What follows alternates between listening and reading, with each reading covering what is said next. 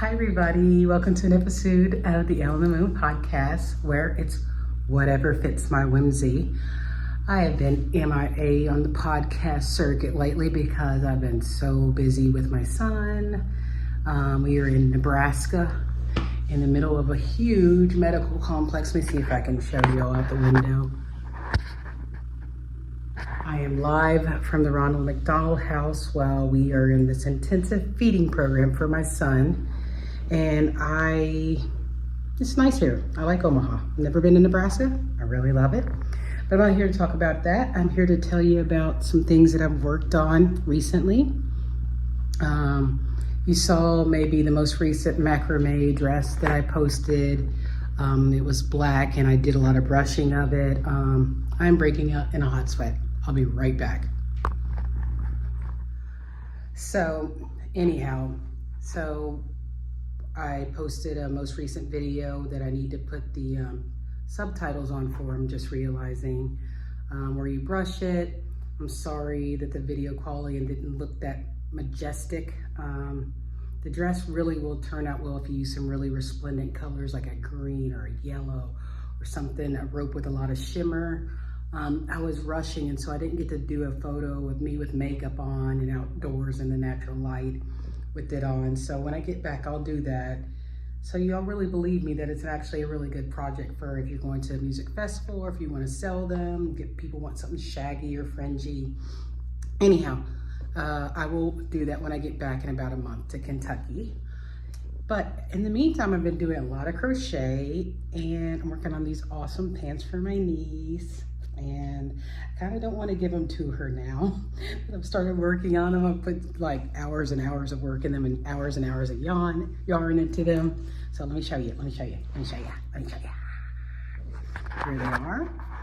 I know they look like a hot mess, but if you follow Black Onyx on Instagram, you've probably seen pants like this, or you maybe come across it on Pinterest, but I'm not really following her exact color scheme and doing my own thing as I normally would do, but the point was to make it super colorful. So I'm super excited to get it done. I've really enjoyed working on them. They actually look better turned inside out, and this is something that I did on my own that Black Onyx didn't do. But I'm liking how I'm like doing this little path and adding in this like intarsia type of crochet. It's mostly HDCs, but I do have some double crochets in here mixed in. I do even have a few single crochets mixed in. So hope to finish these by the week's end and ship them off to her. Also, I want to show you when I get back to my room the outfit that I made for my sister-in-law, which I ended up wearing. She's about the same size I am. That I kind of don't want to ship off tomorrow, but I'm totally going to have to. But it's really soft. I made it with some Bernat blanket yarn, and it's like a turquoise or a deep blue. I'm not sure what the color is. I'm somewhat colorblind, but I'd made myself one in I think it was December to go out for New Year's around that time, and mine's gold, and she really loved it. A few people really loved it, so I wrote the pattern as I worked on it. So I guess you call it freestyle crochet. So there's no real pattern for it, but when I say wrote the pattern. So I created the items, the skirt and the top, as I was just crocheting and just seeing where the day would take me, and they turned out fantastic. You do have to wear something under it or you could be arrested. So I wore like a bodysuit, a shorts bodysuit under it. It's fantastic. So you can see a picture of me in the blue one right up here. It's super soft. You have to wash it on cold and lay flat to dry, but got a lot of compliments on wearing it recently here just to make sure that it was okay for me to ship.